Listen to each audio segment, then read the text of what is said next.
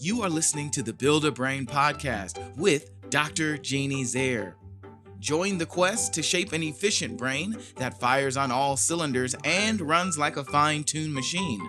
You are now in the capable hands of an international presenter and a pathologically optimistic brain builder. Dr. Zehr will give you the right blocks to build that 3 pounds of cerebral muscle for you, your child, or the young adult you teach or mentor.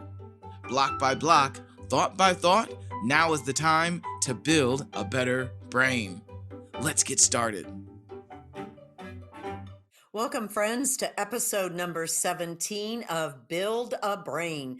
Block by block, thought by thought. We are building a brain by using Reuven Feuerstein's 28 thinking skills, or also called cognitive functions. And boy, do we have a good one for you today. It's called Just a Moment, Let Me Think. You know, when Reuven was working with the Holocaust survivors, he was noticing there were a lot of trial and error responses. In other words, random guessing. And I was kind of surprised when he said trial and error wasn't a good thing, because that was kind of a mathematical method that we used in school. We told kids, oh, just put a number in and try it. But Reuven said, no, there needs to be a little bit of thought process going in before you just randomly answer. So the more I thought about that, the more I thought he's got an excellent point. So he made the motto of the whole Feuerstein program, just a moment, let me think.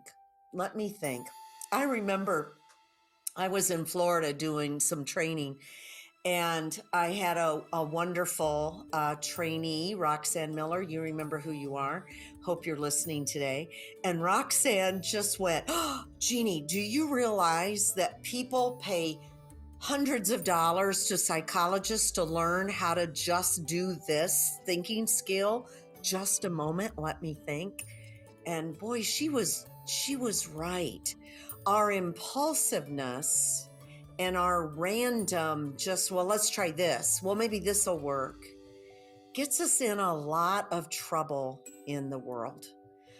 And I can't even imagine how many times I have had to backpedal and take back something I've said, do something a second time, because I can tend to be a bit impulsive. I think almost everybody is, where we just want to get something done quickly. And so instead of taking a moment to think it through, we just impulsively kind of shove our way through to try to solve a problem. So what do you think, Kid Boy? Do you think we got some problems with this one in our world today? You know, I think society is built on speed. And speed is sometimes counterproductive to thinking, because a lot of concepts that really make for long-term gains happen mentally when you unpack them. I've got a mentor who really encourages that we do thinking time every single week. Wow. And so there's a lot of different thinking time prompts, questions that you can ask yourself about your business, about yourself, and you just sit with a notebook, no phone, no nothing, for maybe 45 minutes or so, and you just write the different answers that come up as a way of really thinking through your problem. But a lot of us don't exercise any type of thinking time. We just have a reaction time. So I completely agree. Oh, your mentor is spot on. A+.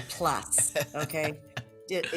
Tell him he got an A+ from me. Absolutely. Okay? Absolutely. Okay. All right.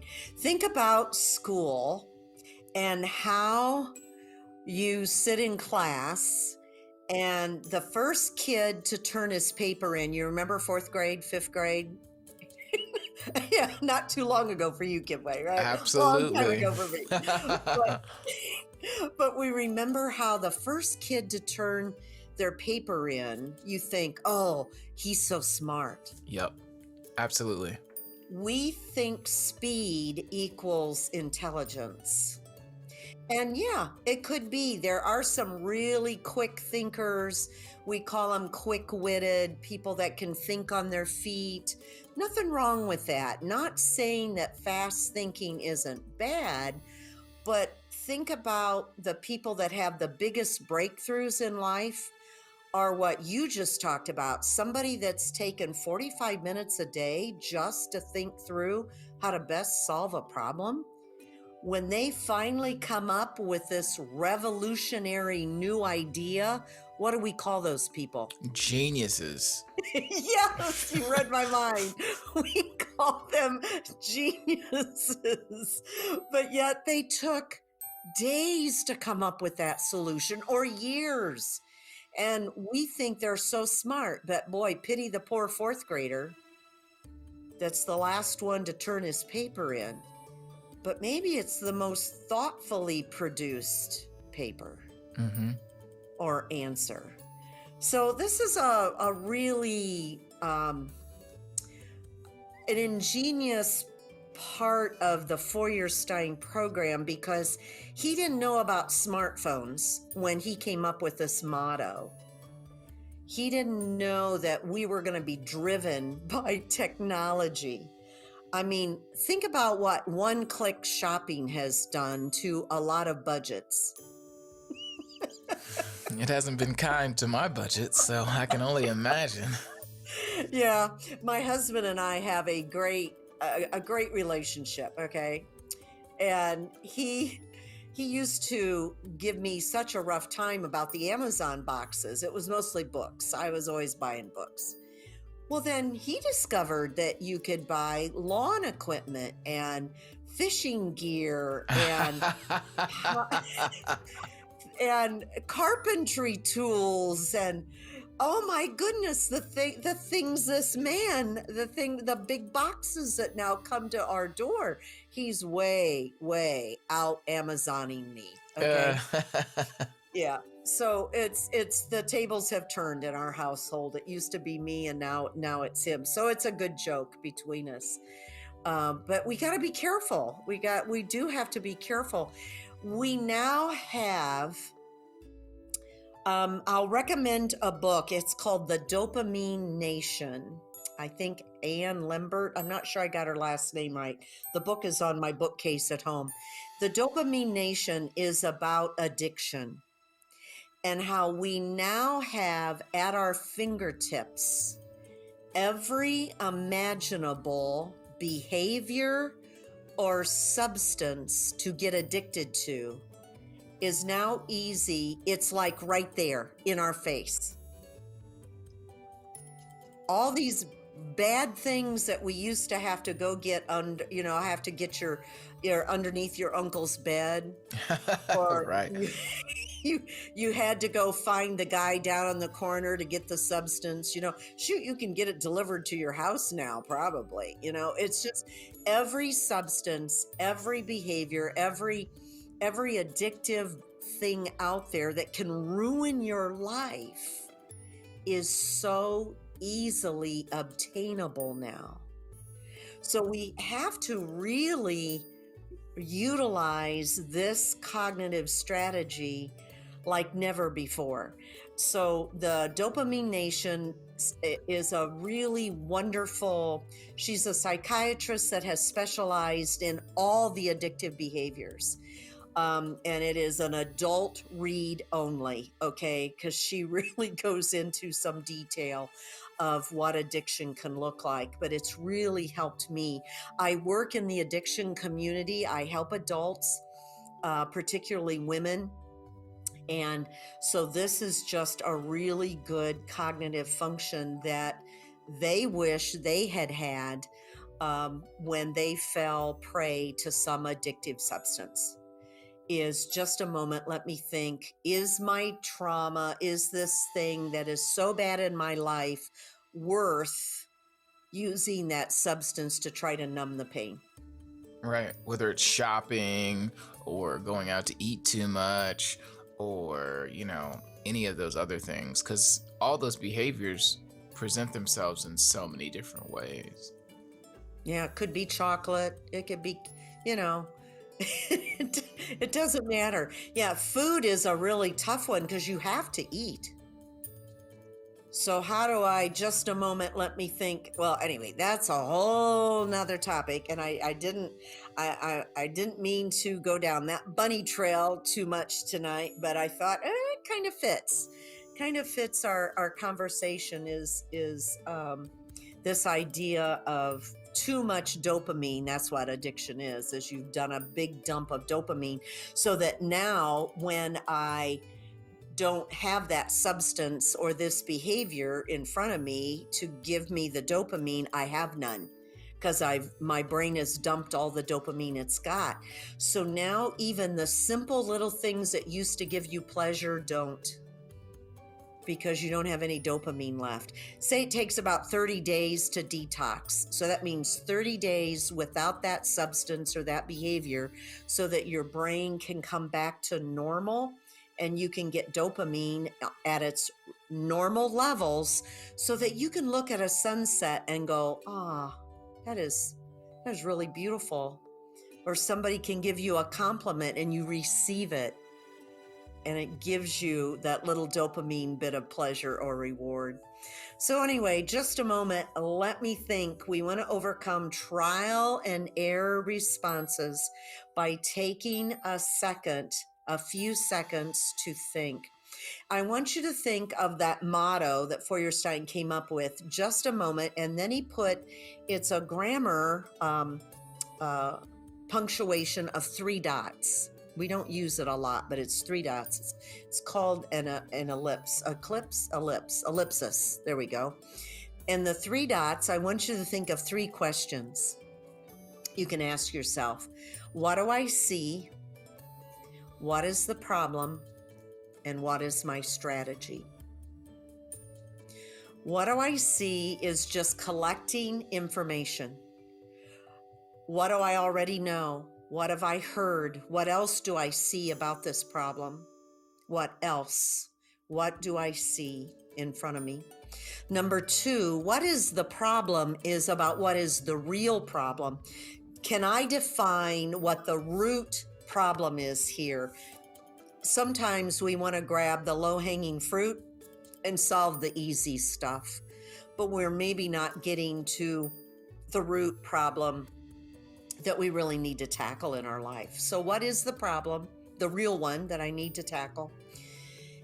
And those 2 questions, just getting those answers can take 5 minutes or 5 days, depends on the level of the problem. Before the 3rd question, well, what is my strategy? What is my plan? Okay.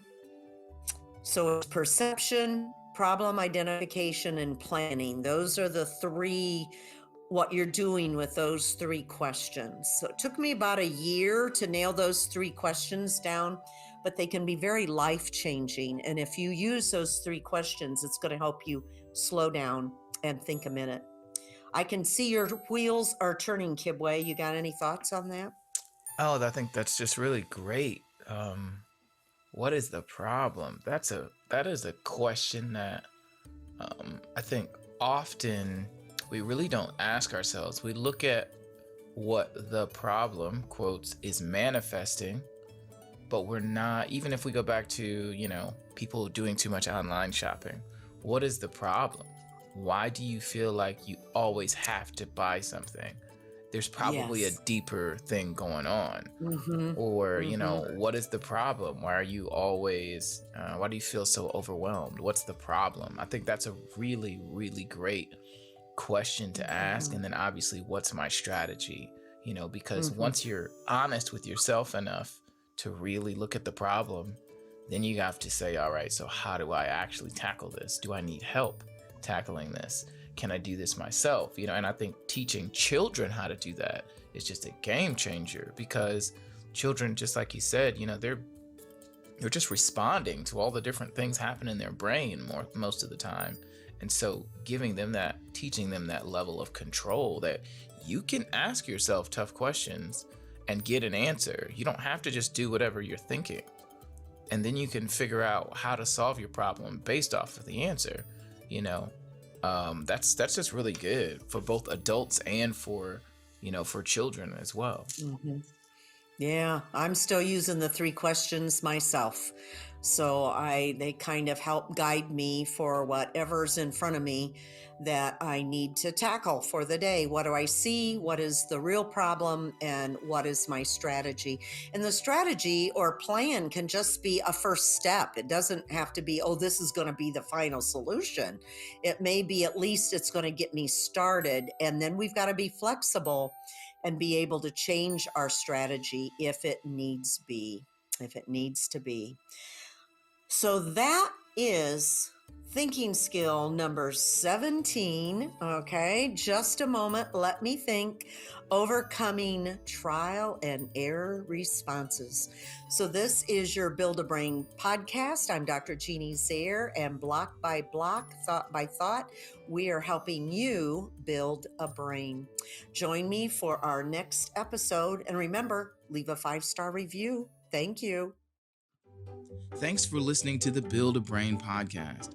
If you're wanting more information on how to build a brain, please visit the website for the MindCAP Center in Fort Wayne, Indiana at www.mindcap.org. That's www.mindcap.org. Children and adults from across the United States and Canada have found the cognitive help they needed at the MindCAP Center. Their specialized team is trained in all levels of the Feuerstein program and can literally help you or your child build a new brain. We'll see you next time.